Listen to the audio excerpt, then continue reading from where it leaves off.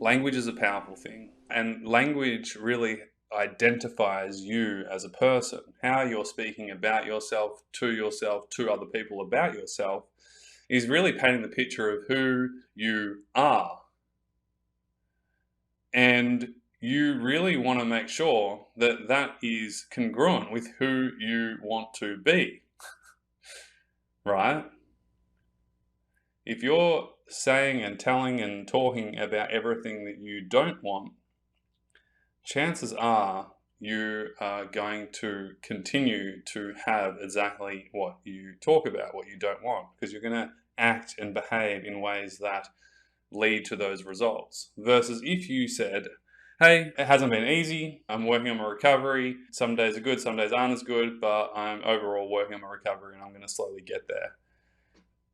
That inclines to me that you are intentionally working on your recovery, that you are declaring and sharing that whilst it's not easy, there's also possibility. And just by you changing the words for yourself, just notice how you show up differently. And also, isn't it just fantastic that you don't have to say an essay to exhaust yourself and feel totally drained from that conversation? So you don't have to have the heaviness of pretending that things are good when they're not, but you also don't have to over-explain yourself when really, when you say it in an empowering way, people are just going to go, oh, okay, cool. And that's it. Now they might open up a conversation and you might have a deep, profound conversation around the experience of what you're going through if you want to, but you don't have to, right?